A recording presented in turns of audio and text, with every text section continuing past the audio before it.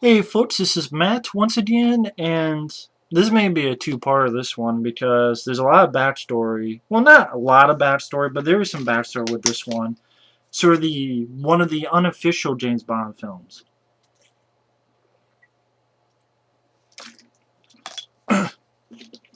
The other being the original Casino Royale, which I did not review, and I'm not going to because I wasn't sent it. Haha, haha. I'll review the new one, but I wasn't because I have it, but I wasn't sent the old one, so haha, I don't have to see it. But this is the other unofficial Ian Bond film, which came out at the same year as Octopussy, 1983. So it was competing Bond of the Bonds, who would win. And really, Octopussy won because it made more money, has a higher rating on IMDb, made more money rental-wise, box office-wide, worldwide. It made more money, so really Octopussy won. And I guess this was finally picked up by MGM because at the opening, Orion, actually, I guess Orion opened this, Orion Pictures. And this doesn't have any features. Like this one, they didn't bother to give features. They just have a collectible booklet and a trailer. Like that's it. Like all these other ones have, features on it, but this is not Eon produced. So this is sort of the unofficial James Bond film that came out the same year as that. And the backstory behind this, the best I can understand. And for those wondering, this is actually directed by Irvin Kershner, same guy who did The Empire Strikes Back and RoboCop 2. Although this is not as good as those two films. But the backstory, as far as I understand, is the producer here, Kevin McClory, executive producer, I should say, way back before there was any James Bond films. Before Dr. No, before that stuff. Ian Fleming was thinking of getting to the movies and wrote the script, was thinking of getting the script, and producer Kevin McClory and another guy, Jack Whittingham, helped him work on it. So that, the producer was going to get this made to a film, but then that idea, nothing was really going on with it, so Ian Fleming took the idea and wrote Thunderball, the novel Thunderball.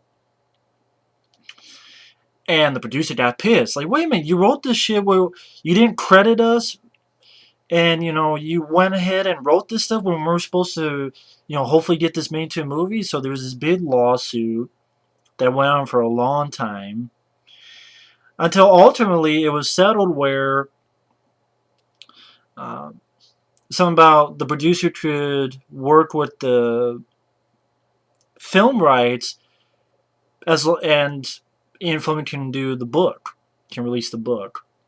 Then James Bond films were made, and they finally went to Thunderball. And the producer said, okay, you can go ahead and do it. And they worked out this deal where the producer, he can make his own version of Thunderball. That's what this pretty much is, a remake of Thunderball. He could do his own version. But he would have to wait 10 years. He'd have to wait 10 years for it.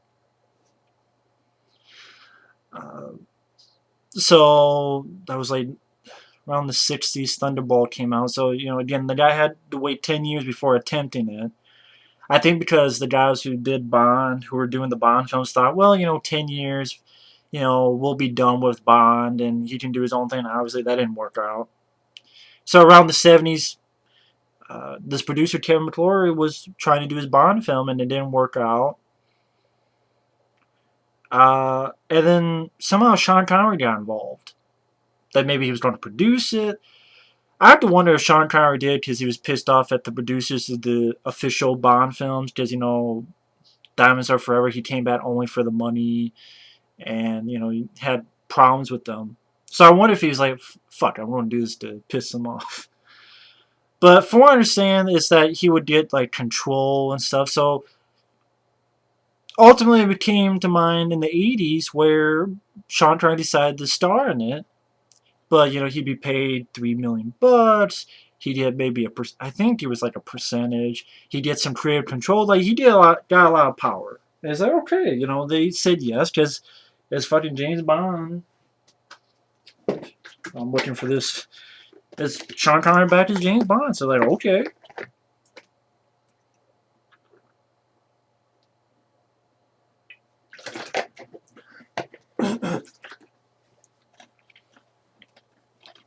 So they made this film, which was a remake of, pretty much a remake of Thunderball. And my thoughts on this film, who won, this or this? To be honest, in my opinion, we lost. Because I think they're both pretty mediocre films, to be honest.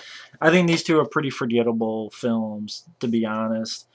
I don't know if I could pick one or the other, because it's like, you know what? I'd rather watch Goldfinger. I'd rather watch Spy Who Loved Me.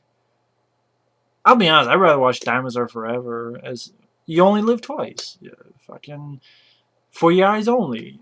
Living like that. It just. I think what hurt this film for me was that I remember seeing a couple scenes when I saw it again. I'm like, oh, okay. I remember seeing. I didn't know what film it was, but it was this film. I remember seeing a couple scenes way back when, especially when I got to there's this 3D video game that's played, which I'll talk about, which I actually liked. But I think what hurt my enjoyment of this film, because I don't hate the film. I mean, there's ones I've been close to hating, but I'm like on the verge of hating. But there's ones I'm not really a big fan of. But I think because I got a good big sense of deja vu. I'm watching this and it's a remake of Thunderball. I think it sucks that was sort of the limit of what Kevin McClory could do. Is like you can do your own film, but it has to be a remake of Thunderball, pretty much. Or at least the original idea story that you guys made up for Thunderball. Way back when. And first off, I mean, that's the thing. It's a big sense of deja vu. If you saw Thunderball, a lot of this, like, obviously, again, there's some little differences, but, and I mean, there are differences, but the main thrust of it, and I don't know, I don't even know if I like this more than Thunderball, because Thunderball, like I said, I wasn't too impressed with Thunderball, but I even have said a couple times, Thunderball, I can see it growing on me. First off, the opening song is shitty. Shitty. Yeah. I don't even know what the fuck the song was. I can't remember it. And the music by Michael Legrand, the worst fucking music of any film related to James Bond. And there's been a couple of lame ones. Like, I'll be honest, like Bill Conti's score for whichever one was, and the score for The Man with the Golden Gun, that was lame. But this is fucking shit. Jeez, they couldn't have the James Bond. And the opening, like, they couldn't do, like, the dum, dum, dum, dum, boom. They can't do that, so all they did was have a shitload of 007s, 007, 007, 007 push into the screen with a really shitty song. And Sean Connery, I will admit, Sean Connery's good. Sean Connery's one of the things, that's why I can't hate on this movie. Sean Connery's good. I think he's more lively here than in Diamonds Are Forever. Although, to be honest, as a whole, I have some more goofy fun with Diamonds Are Forever. I just have more goofy fun with it. It's not a great movie, but I just have more fun with it. But I will say, Sean Connery seems more lively here, which is good. And Sean Connery, I have no problem with him. And he seems like he's more fit in this, really enough, than in Diamonds Are Forever, which is weird. And he does his training mission. He does pretty well. Well, you're not supposed to know it's a training mission. But this mission, doing pretty well. And then this woman stabs him. And, you realize it was a training mission and he failed. And his superiors say, you must go, to this health clinic. kind of like Thunderball, where James Bond has to go to the health clinic. And you have a pilot, only in Thunderball, instead of it was a different guy altering his face to look like the pilot. Here it is the pilot, but they fucked up his eyeball.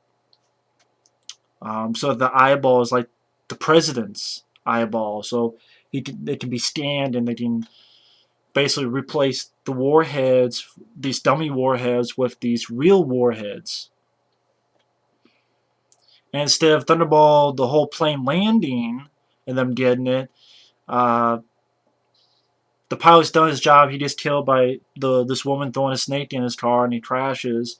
And whoever's doing it, they shoot it thinking it's dummy warheads, but it's the real ones. And the bad guys fuck up the missiles so it lands and they can grab them. And the pilot guy is played by...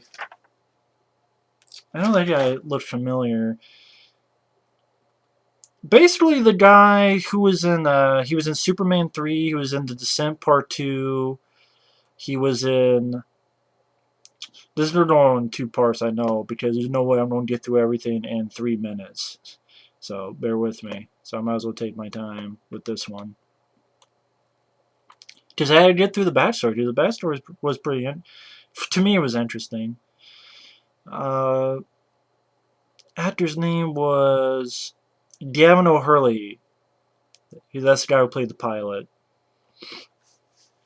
He was in Superman 3 as a guy who did drunk with Richard Pryor and Descent Part 2. He's been in a few other stuff.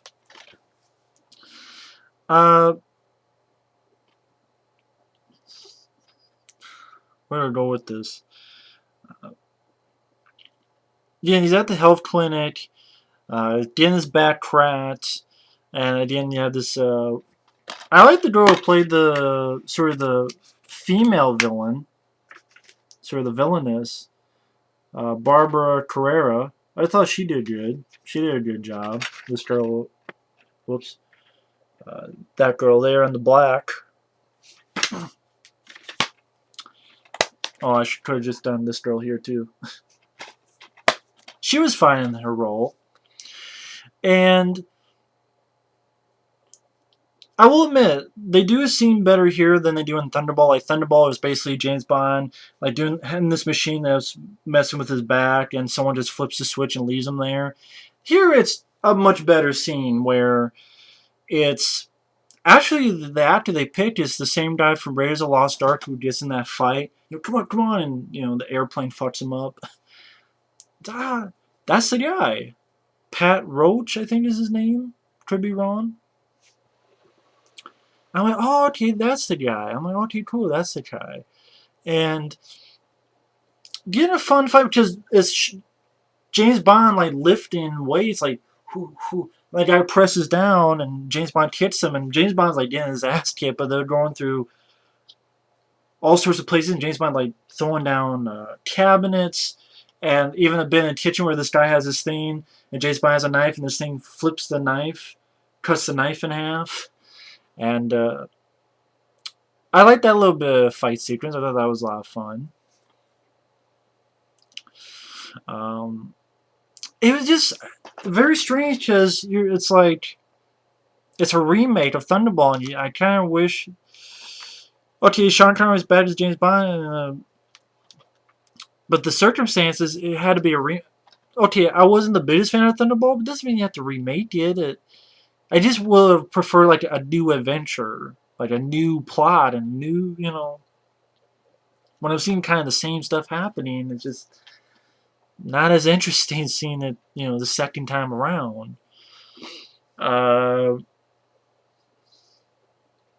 then, like, where does this even fit? I guess it's just by itself. Obviously, it's not official. But even, like, with Sean Connery... You know, you have the character Blofeld played by Max von Sydow. I mean, he has the white cap, but he's not bald or anything like that. So I guess even in the Sean Connery, does You Only Live Twice even count? And, like, Thunderball obviously doesn't count. This is a remake. Like, even, it blow your mind even trying to comprehend. Like, does Goldfinger exist? Like, that's what I mean. It's just by itself? Like, does this Bond have a history? Like, that's kind of like... I know it shouldn't be a big deal, but it's kind of like, oh, it's just a weird creation sort of thing. Like, just sort of weird. Like, the fact that you're pretty much doing, this, you have a character named Largo, who's your main bad guy, like Thunderball, and, Domino is the girl, like in Thunderball. Just sort of a weird thing. But stay tuned for part 2 of this review. See you in a bit.